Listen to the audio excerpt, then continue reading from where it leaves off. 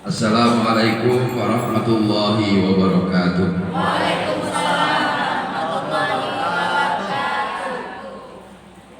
Antur nggak? Antur dong. Jawab. Daun salam di atas tutup saji. Cakepnya mana? Yang jawab salam saya doakan segera naik haji. Rantang bukan sembarang rantang. Rantang diisi rentang diisi buah kelapa. Bapak Ibu datang bukan sembarang datang, datang ingin menjadi calon penghuni surga. Amin. Kita ulangi lagi sekali. Assalamualaikum warahmatullahi wabarakatuh. Waalaikumsalam warahmatullahi wabarakatuh. Alhamdulillah, nahmaduhu wa nasta'inuhu wa nastaghfiruh. Wa na'udzu billahi min shururi anfusina wa sayyiati a'malina, may yahdihillahu fala mudilla lahu wa may yudlilhu fala hadiya lahu. Asyhadu an la ilaha illallah wahdahu la syarika lahu wa asyhadu anna Muhammadan abduhu wa rasuluhu la nabiyya ba'da, amma ba'du.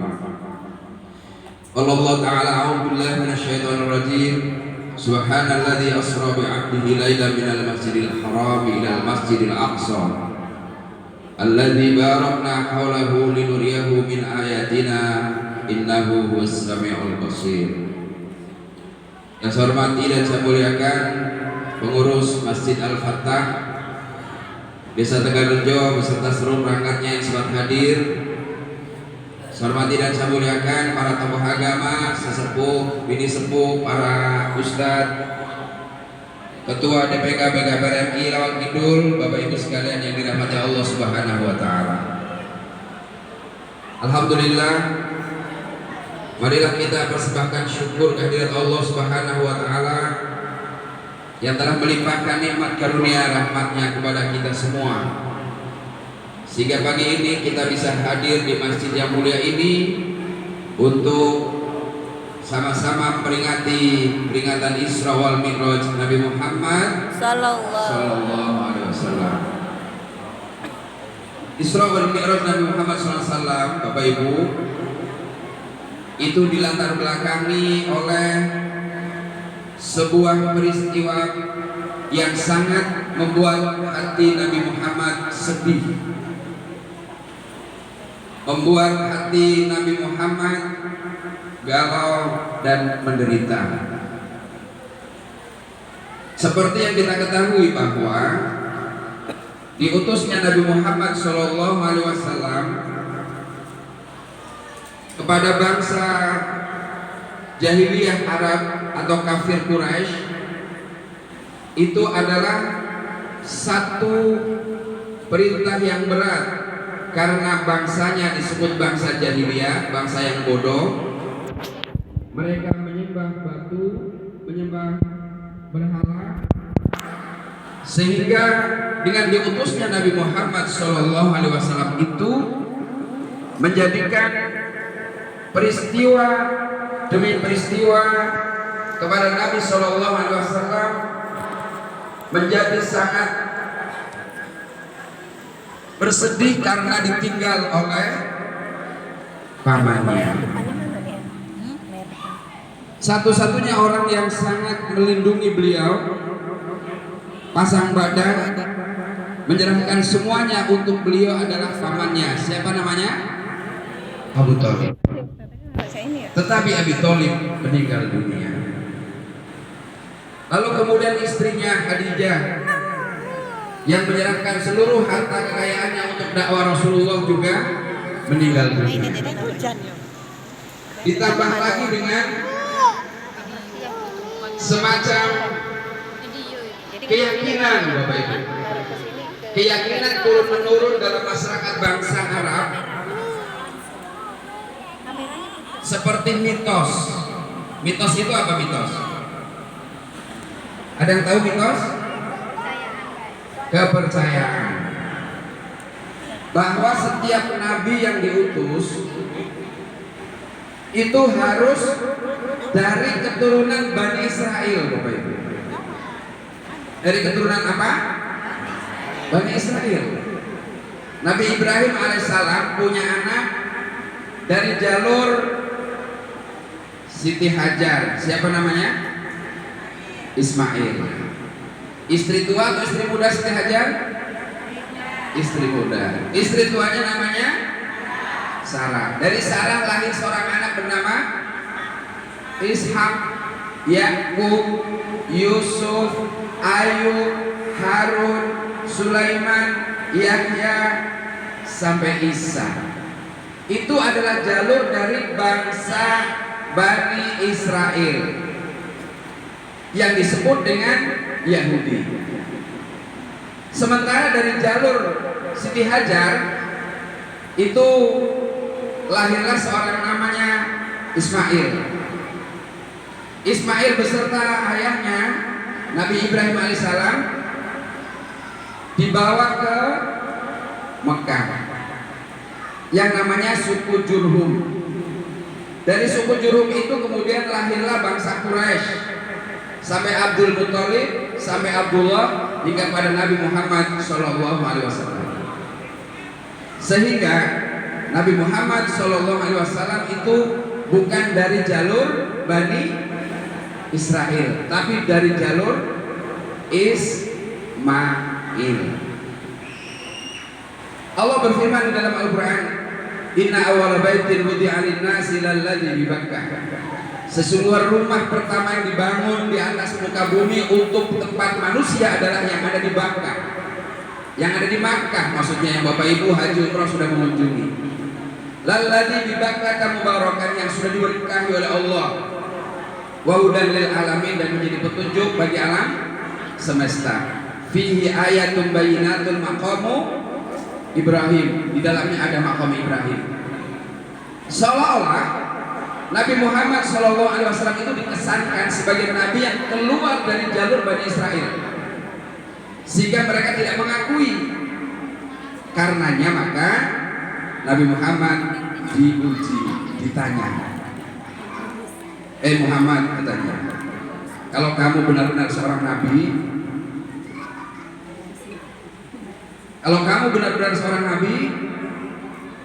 kira-kira makanan apa yang dimakan oleh ahlul jannah ketika masuk surga pertama?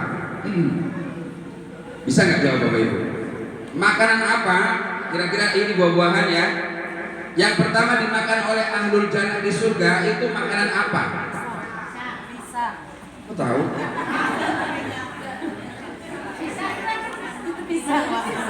Ya di sini ada pisang ya. Kalau yang saya bawa yang ini yang dimakan apa? Bisa. Masih pisang juga. Yang kedua, Muhammad, kalau kamu memang utusan Allah, pintunya Baitul Maqdis itu berapa? Pintunya Masjid Aqsa itu berapa? Apa warnanya? Menghadap kemana?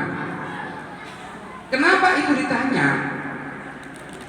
Karena semua nabi sebelum Nabi Muhammad itu tidak jauh-jauh dari Palestina.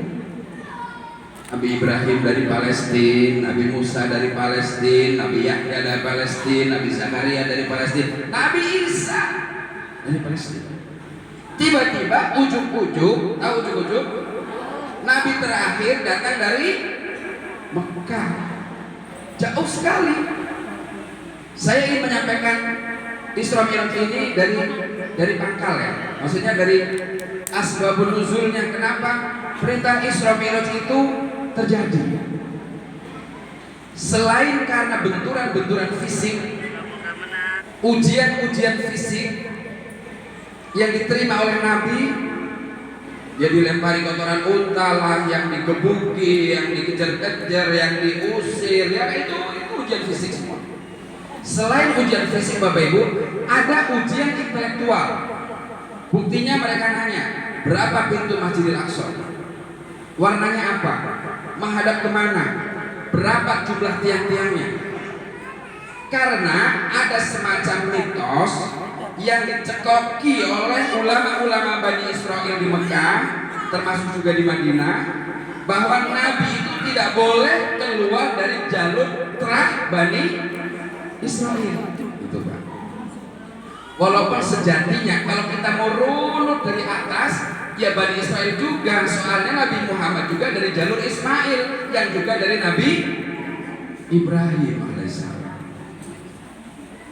Seperti Al-Quran menyebutkan, wa idh qala Isa ibnu Maryam ya Bani Israil inni Rasulullah ilaikum.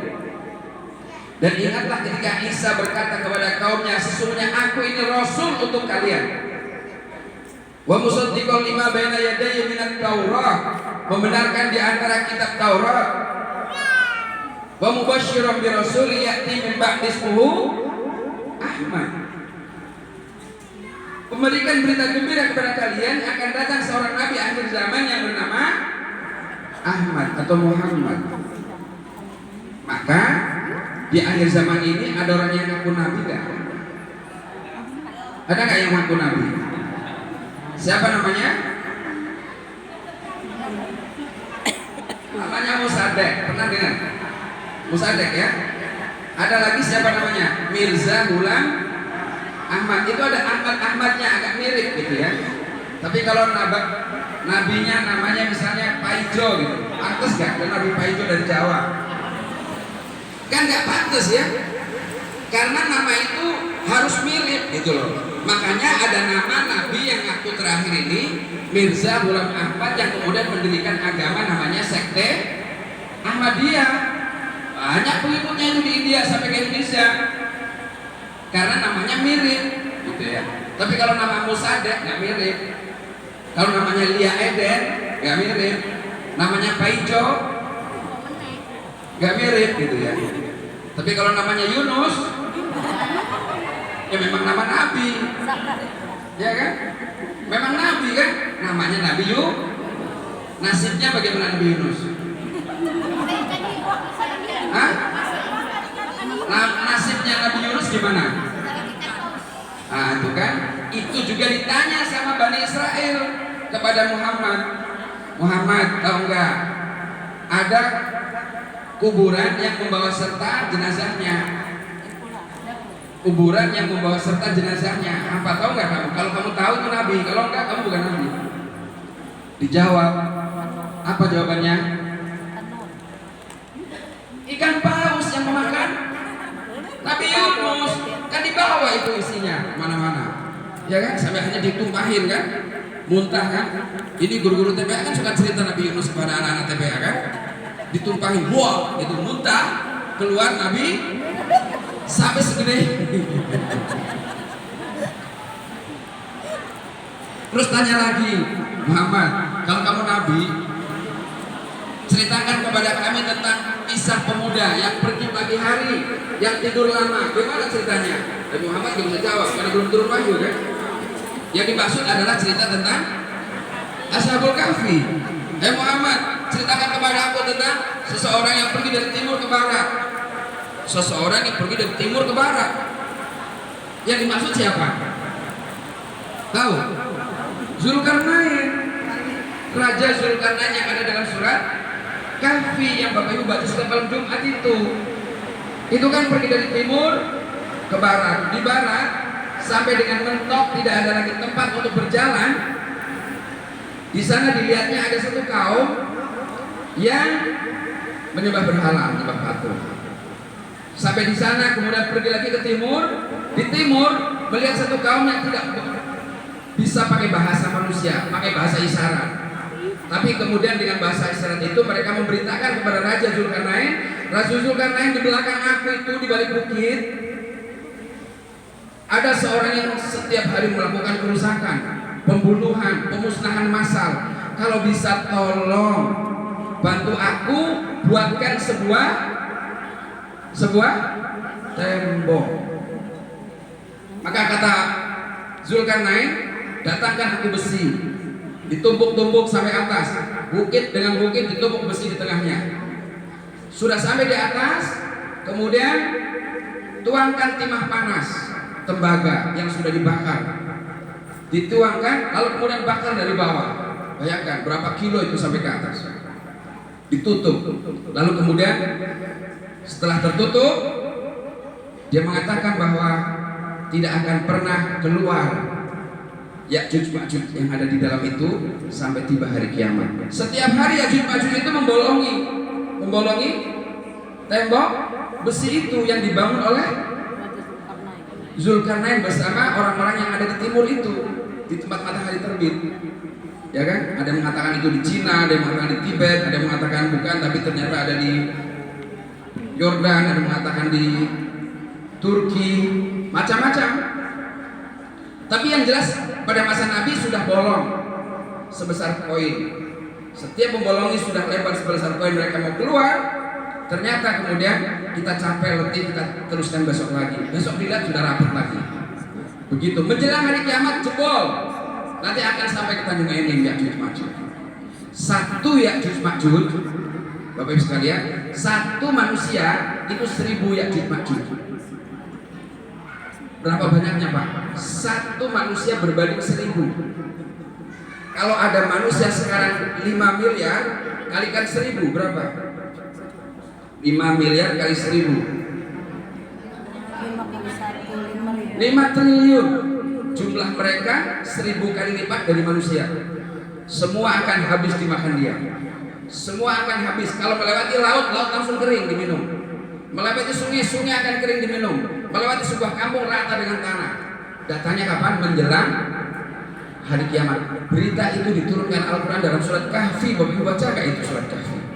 Cerita tentang Zulkarnain dengan makhluk ajaib yang namanya Ya'juj dan sekarang masih berada di balik tembok. Nanti menjelang kiamat tembok akan runtuh dan akan sampai ke Tanjung Enim. Bapak Ibu mungkin tidak ngalamin ya. Kita semua sudah selesai habis. Innalillahi. Bapak Ibu sekalian, karena itu maka tradisi kenabian itu selalu dari Bani Israel, dari Bani Israel. Maka ayatnya berbunyi, Subhanalladzi asra bi'abdi lailan minal masjidil haram ilal masjidil. Ini bukan saja pelajaran tentang sholat Bapak Ibu, tapi juga pelajaran tentang intelektual Nabi Muhammad diasah dalam peristiwa itu. Ketika melewati satu tempat antara Masjidil Haram ke Masjidil Aqsa, beliau Shallallahu Alaihi Wasallam mencium aroma yang sangat wangi, aroma yang sangat indah, aroma yang begitu semerbak. Ditanya, wahai Jibril, aroma apa itu wangi sekali? Kemudian Nabi menambahkan, buruknya turun, ditunjukkan ini kuburannya Masyitoh. Kenal Masyitoh? Kenal Masyitoh? Kenal di mana? Ada nama Masyitoh di sini? Mana coba tunjukkan? Masya Allah, namanya Masyitoh, calon penghuni surga. Masyitoh itu tukang sisir putrinya Fir'aun. Jadi Fir'aun itu hari-hari anaknya itu disisirin oleh si ini, anggaplah ini putrinya Masyitoh ya. Disisirin gitu, disisirin. Suatu saat sisirnya jatuh. Begitu jatuh diambil. Bismillahirrahmanirrahim. Jadi ngambilnya bismillah. Bukan kalau kita kan innalillahi ya. Jatuh sisir mendengar kata bismillah, maka kemudian putri Firaun mengatakan, akan aku adukan kepada bapakku. Silakan. Itu Tuhan siapa? Tuhan aku, Tuhan kamu juga. Tidakkah Tuhan kita semua adalah Firaun? Bukan. Tuhan kita adalah Allah. Aku adukan kepada ayah, silakan diadukan. Dipanggillah Masyitoh. Masyitoh, siap Tuhan Raja. Siapa Tuhan kamu? Tuhan aku adalah Allah, Tuhan pencipta langit dan bumi, Tuhanku dan Tuhan. Apakah benar itu Tuhanmu? Benar. Kalau begitu kamu akan saya bakar. Wahai pasukan, pasukan, pasukan, semangat dong, pasukan.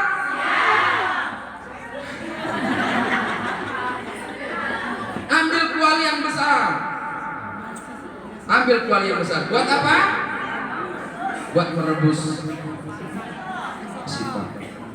Dinyalakan. Nyala sebesar-besarnya. Diisi dengan minyak panas. Menggelegak, mendidih Masyitoh. Kalau kamu tidak mau pindah Tuhan kepada Allah, kepada kami Tuhan Fir'aun, kamu akan saya rebus. Silakan. Satu persatu anaknya dimasukkan plum di depan matanya. Dengan maksud agar Masih toh? Gentar. Satu persatu dimasukkan. Suaminya dimasukkan, anaknya dimasukkan. Habis terakhir tinggal bayi yang digendong. Sebesar inilah kali ya bayinya digendong. Nah, ketika mau maju ke tungku perapian, masih toh kelihatan ragu karena masih disusui bayinya, Bapak Ibu. Dengan izin Allah si bayi itu mengatakan, wahai ibuku, jangan gentar tangan takut. Siksa dunia tidak ada apa-apanya dibanding dengan siksa di, maka tidak usah takut, tidak usah gentar masuk. Belum masuk dia katakan, wahai Fir'aun, kelak setelah aku nanti menjadi tulang semua, tersisa hanya tulang, tolong bungkus dengan satu kain. Kain, tulang-tulang dimasukkan, nanti kubur saya dalam satu ruangan, satu lubang. Nabi mencium aroma wanginya si masih toh ketika melintasi satu tempat sebelum Masjidil Haram ke Masjidil Aqsa. Maka bunyi ayatnya adalah linuriyahu min ayatina, untuk kami perlihatkan sebagian dari tanda-tanda kebesaran Allah Subhanahu wa taala. Sebagian dari tanda-tanda kebesaran Allah Subhanahu wa taala. Melihat tadi di antaranya adalah orang yang menggunting-gunting lidahnya sendiri, digunting, putus, teriak, nangis, menjerit, melolong, tumbuh lagi, digunting lagi. Wahai Jibril, siapa itu? Wahai Muhammad, itulah sebagian dari perilaku umatmu yang sering fitnah menggunting, yang sering menceritakan aib orang. Namanya ghibah itu nanti termasuk di antara dosa besar, Bapak Ibu, yang hukumannya akan menggunting-gunting lidah sendiri. Hari ini kita tidak merasakan itu. Yang kita rasakan itu nikmat saja menceritakan kejadian orang. Tapi hakikatnya sedang mengunyah-ngunyah daging bangkai saudaranya yang sudah busuk. Tapi kita merasa nikmat. Kalau Allah perlihatkan seperti yang diperlihatkan oleh Nabi, Bapak Ibu tidak pernah, demi Allah tidak akan pernah sanggup untuk berghibah. Karena diri ini lebih banyak salahnya, bodohnya, jahatnya daripada kesalahan orang. Dan banyak sekali linuriyahu min ayatina, untuk memperlihatkan sebagian dari tanda-tanda kebesaran Allah Subhanahu wa taala. Terus Nabi Muhammad sampai di Masjidil Aqsa. Nah, disitulah Nabi melihat berapa jendelanya, menghadap kemana, berapa jumlah tiangnya, warnanya apa. Ditemukan dengan nabi-nabi memimpin sholat, bertemu dengan Nabi Musa, bertemu dengan Nabi Adam di langit pertama, bertemu dengan Nabi Idris di langit kedua, terus bertemu dengan Nabi Yusuf, bertemu dengan Nabi Ismail di langit keempat, terus sampai ke-7, Bapak Ibu sekalian. Diperlihatkan semua wajahnya, rambutnya para nabi, bahasanya, bentuk postur tubuhnya detil. Karena nabi itu adalah orang yang mengetahui malakutas samawati wal ardh, berita-berita gaib antara langit dan bumi. Jadi kalau Muhammad ini mengaku nabi, harus tahu semua tentang Al-Aqsa, semua tentang Palestina. Karena nabi-nabi sebelum beliau adalah berasal dari Palestina. Seolah-olah Muhammad ini terpisah dari jalur Israel tadi. Bangsa Israel maksudnya bukan negara Israel hari ini ya, bukan ya. Negara Israel hari ini kan baru berdiri tahun berapa? 67, belum lama, 3 tahun sebelum saya lahir.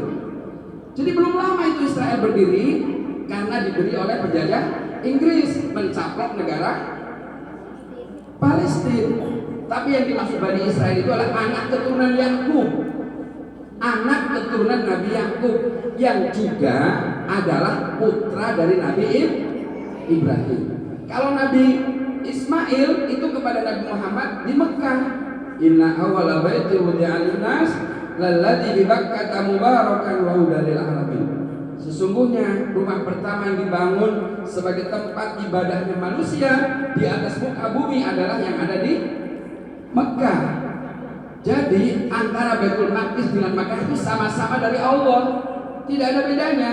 Makanya Nabi pernah sholat sekitar 18 bulan itu menghadap ke Baitul Maqdis. Tiba-tiba Allah berfirman, fawalli wajhaka syatral masjidil haram, menghadapkan wajahmu ke Masjidil, maka di Mekah ada masjid namanya Qiblatain, masjid dua kiblat. Pertama menghadap ke timur, yang satunya lagi ke barat. Dua kiblat Bapak.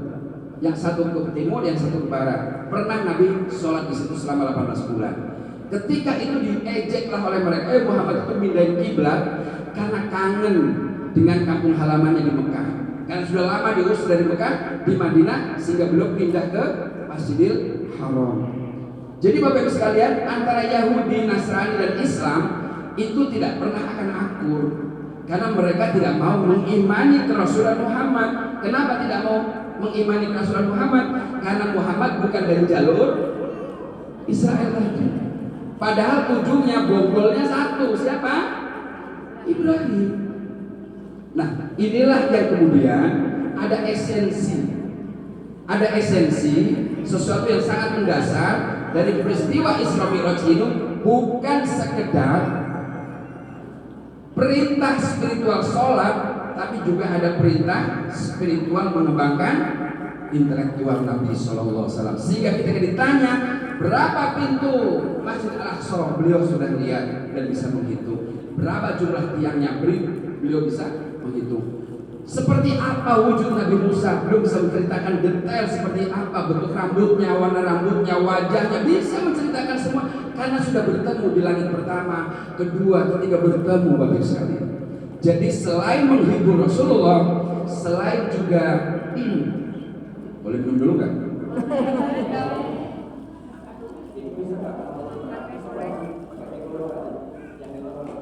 Oh, minum dulu ya.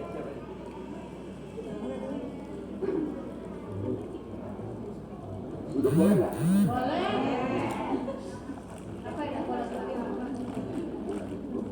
Apa ya? Dua-dua ya?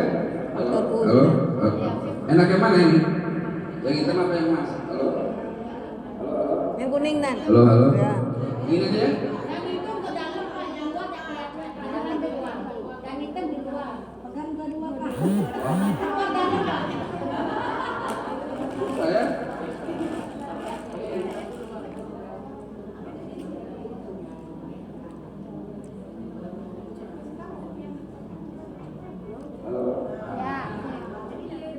Sampai di mana tadi ya? Menghitung jumlah pintu masjid. Ya, sehingga Nabi bisa menghitung jumlah sampai kemudian beliau naik ke atas. Sampai di Sidratul Muntaha, surat apa tadi yang dibaca Ustaz Fauzan? Al-Isra. An-Najm. Wal najmi idza hawa ma dhalla sahibukum wa ma huwa. Terus wa ma yantiqu 'anil hawa in huwa wahyun yuha 'allamahu syadidul quwa dzu mirratin fastawa wa huwa bil ufuqil. Terus summa dana fatadalla fakana qaba qausaini aw ad. Terus idh yaghsha sidrata ma yaghsha ma zaghal fuadu wa ma ra'a. Terus walaqad ra'ahu nasratan ukhra inda sidratil muntaha. Saya hafal surat An-Najm. Indaha jannatun. Jadi dua surat ini yaitu surat Isra dan An-Najm itu menceritakan, jadi surat Bani Israel itu menceritakan Isra, surat An-Najm menceritakan Mi'raj gitu loh. Jadi dua bagian yang berbeda di surat yang berbeda. Isra di surat Al-Isra, Mi'raj di surat An-Najm. Jadi bunyinya adalah Indah Sidratil Muntaha indaha jannatul ma'wa. Jadi di Sidratil Muntaha itu Nabi naik ke atas, kemudian hanya beliau saja, tidak ditemani oleh Jibril. Ketuklah pintu Sidratul Muntaha. Apa diketuk? Kalau saya masuk ke masjid ini, assalamualaikum gitu kan. Saya masuk ke rumah ibu-ibu, assalamualaikum gitu kan. Apa yang diucapkan Nabi ketika mau bertemu Allah di Sidratul Muntaha? At-tahiyatul mubarakatus sholawatut thayyibatu. Apa artinya? Penghormatan, keberkahan, kebaikan hanya untukmu ya Allah. Allah diberi salam oleh Nabi Muhammad ketika di Sidratil Muntaha dengan bacaan yang Bapak Ibu ucapkan ketika tahiyat. At-tahiyatul mubarakatus sholawatut thayyibatu, penghormatan, keberkahan, sholawat, kebaikan hanya milik Allah. Disambut gak salam Nabi oleh Allah? Apa jawabannya? Assalamualaikum ayyuhan nabiyyu, salam sejahtera untukmu wahai Nabi, rahmat dan berkah Allah selalu padamu. Bahagia gak mendapatkan sambutan salam langsung dari Allah? Nabi Muhammad bahagia gak? Senang gak kira-kira? Kalau senang di atas, dia masih ingat ternyata dengan warga BKPRMI di Tanjung ini, dengan jamaah Masjid Al-Fatah di RT 14. Maka Nabi tidak menikmatinya sendiri. Nabi menjawab, Assalamualaikum wa ala ibadillah sholihin. Salam sejahtera untukku dan juga hamba-hambaku yang soleh dan soleha. Artinya Bapak Ibu, tahu atau tidak tahu, sadar atau tidak sadar, ngerti atau nggak ngerti, Bapak Ibu sudah didoakan di Sidratil Muntaha oleh Rasulullah. Buktinya beliau mengatakan Assalamualaikum wa ala ibadillahis sholihin. Lalu seluruh malaikat, seluruh semesta bersyahadat, asyhadu an la ilaha illallah wa asyhadu anna muhammadar rasul. Aku bersaksi tidak Tuhan selain Allah dan aku bersaksi Muhammad utusan. Jadi semuanya bersyahadat Bapak Ibu, di seluruh semesta itu bersyahadat. Lalu semuanya kemudian bersolawat. Apa bunyinya? Allahumma sholli ala Muhammad wa ala ali Muhammad kama shallaita ala Ibrahim wa ala ali Ibrahim wa barik ala Muhammad wa ala ali Muhammad kama barakta ala Ibrahim wa ala ali Ibrahim fil alamin.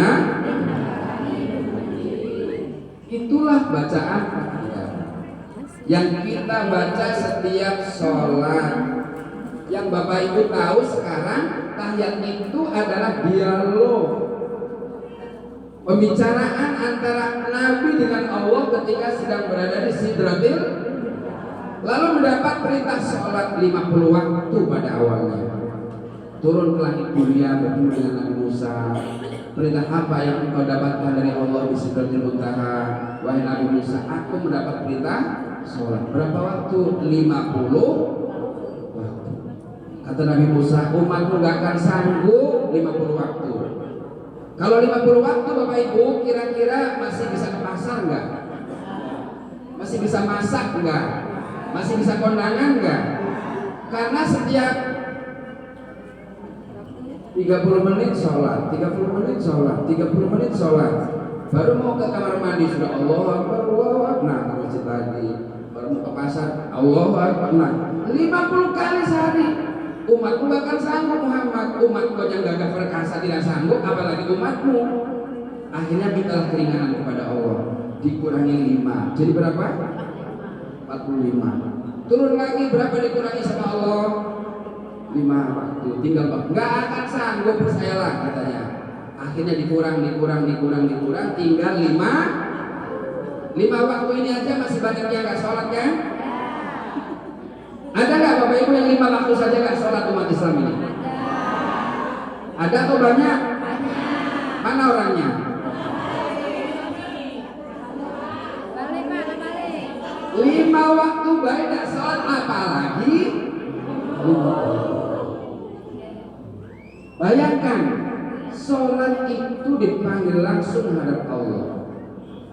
Setidaknya ada 3 jawaban. Pertama, sholat itu tiang as-sholatu imadun. Sholat itu tiang agama. Bapak Ibu, ini masjid kira-kira bisa berdiri nggak kalau nggak ada tiangnya? Agama ini bisa tegak dalam diri seorang kalau nggak sholat? Sama, nggak bisa. Tegaknya agama dalam seseorang diri seorang muslim itu karena sholat. Kalau tidak sholat sama dengan tidak ada tiang. Kalau tidak ada tiang sama dengan roboh. Kalau roboh berarti sama dengan tidak punya agama. Maka Nabi mengatakan as-sholatu imaduddin, sholat itu tiang agama.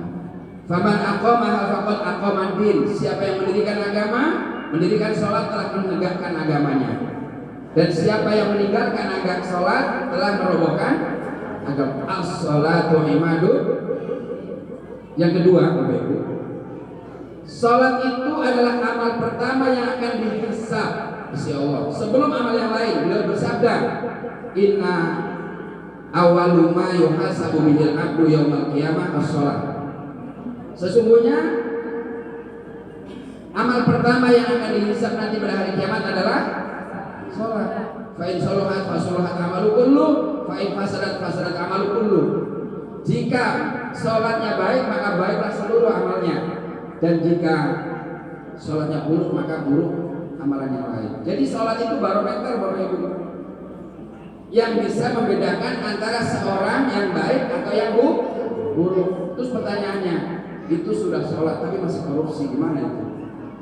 Jangan salahkan sholatnya, tapi salahkan orang yang melaksanakan sholat yang tidak sesuai dengan perintah Allah Subhanahu wa Ta'ala.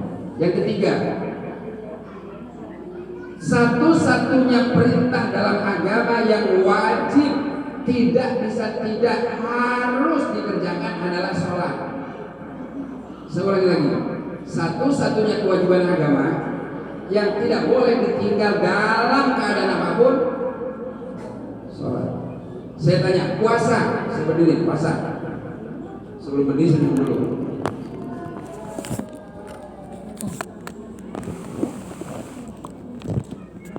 Puasa itu hanya bagi yang mampu, betul? Yang tidak mampu boleh puasa, boleh nggak puasa. Yang sakit boleh nggak ninggalin puasa. Yang sakit boleh berbuka nggak? Lagi sakit di bulan puasa Ramadan, boleh berbuka nggak di siang hari? Boleh. Yang musafir boleh nggak berbuka? Yang sudah lanjut usia boleh nggak berbuka? Yang sedang hamil besar, kembar 5, ada nggak yang kembar 5? Kembar 1, boleh nggak puasa? Boleh. Khawatir kalau dirinya dan bayinya sakit, kurang asupan gizi, boleh berbuka di siang hari, tapi nanti dibayarkan fidyah. Yang menyusui boleh nggak berbuka? Boleh. Nanti diganti di hari yang lain atau membayar fidyah. Semua wajib dilakukan tanpa kecuali sholat.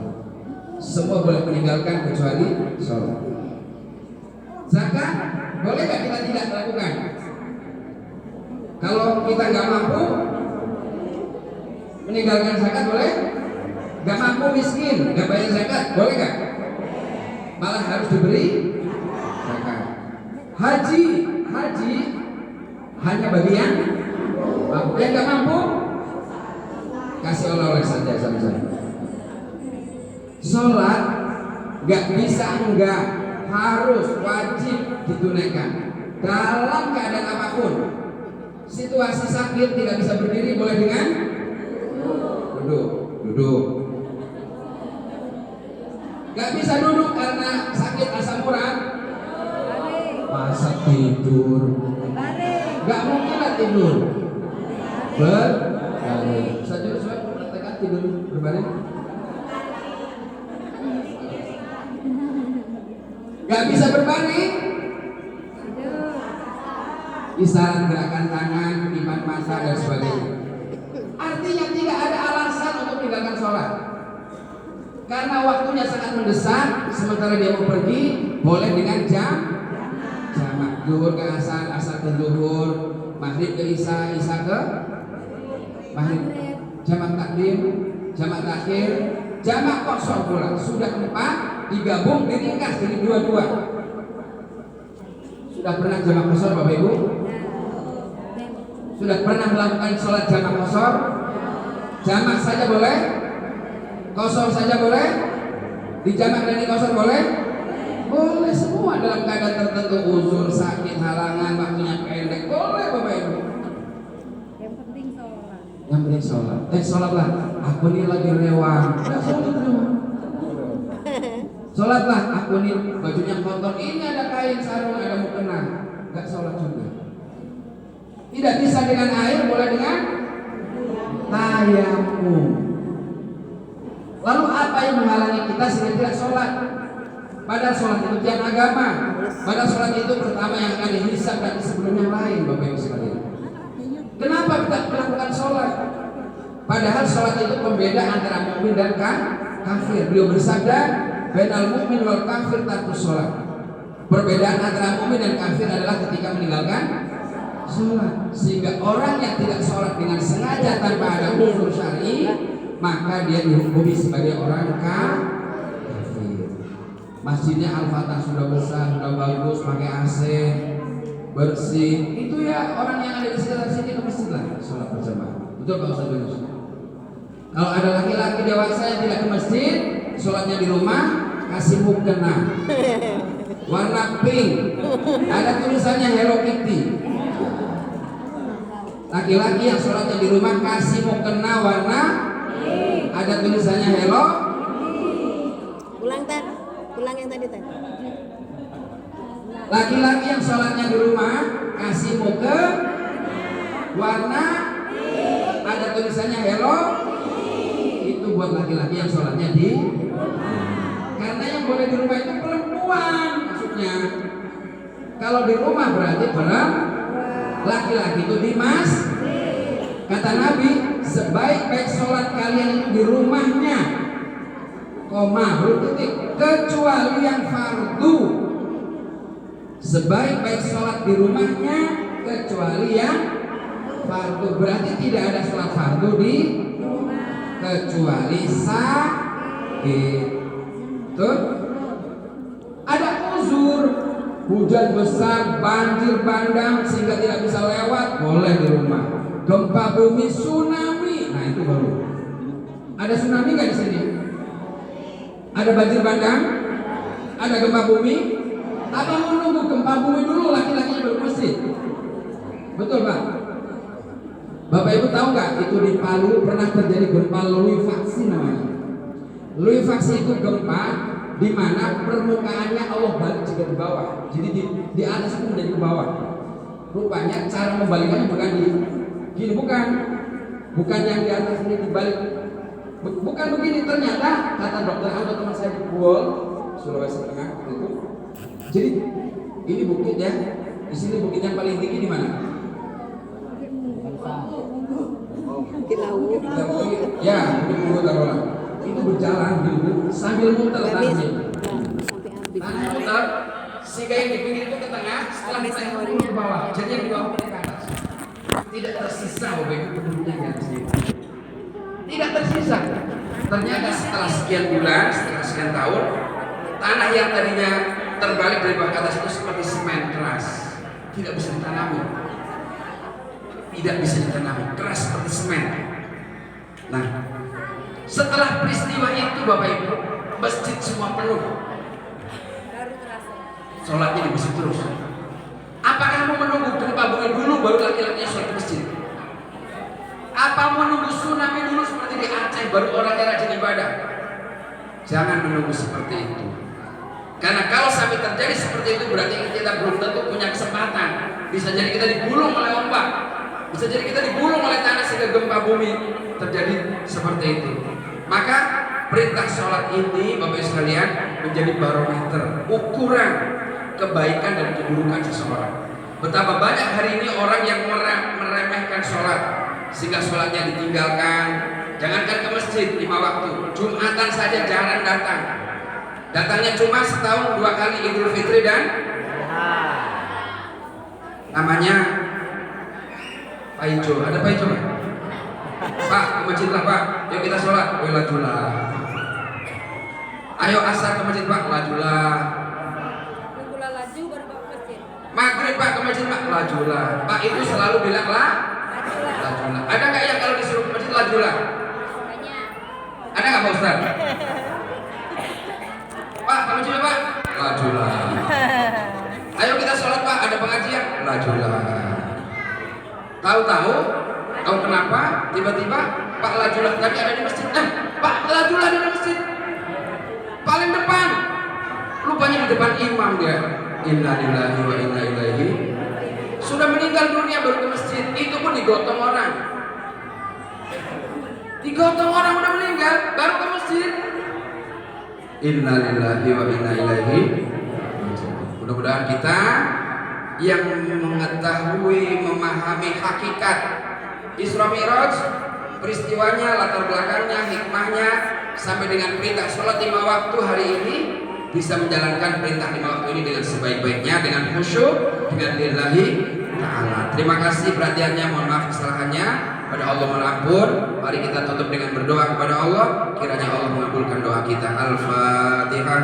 A'udzubillahi minasyaitonir rajim. Bismillahirrahmanirrahim. Alhamdulillahirabbil alamin arrahmanir rahim maliki yaumiddin. Iyyaka na'budu wa iyyaka nasta'in. Ihdinas siratal mustaqim. Siratal ladzina an'amta 'alaihim ghairil maghdubi 'alaihim waladdallin. Amin. A'udzubillahi minasyaitonir rajim. Bismillahirrahmanirrahim. Alhamdulillahirabbil alamin wassalatu wassalamu ala asyrafil mursalin sayyidina Muhammad wa ala alihi washabbihi ajma'in. Rabbana taqabbal minna innaka antas samiul 'alim wa tub 'alaina innaka antat tawwabur rahim. Rabbana waj'alna muslimina laka wa min dhurriyyatina ummatan muslimatan lak wa arina manasikana wa tub 'alaina innaka antat tawwabur rahim. Rabbana ij'alna muqiminus shalah wa min dhurriyyati rabbana wa taqabbal du'a.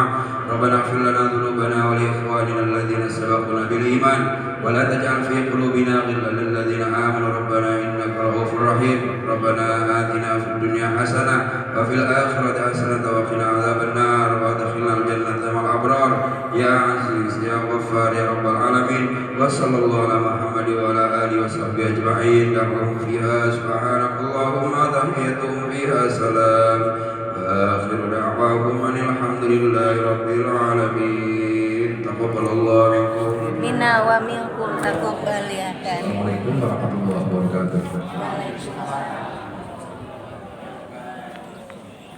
Maaf, Tata.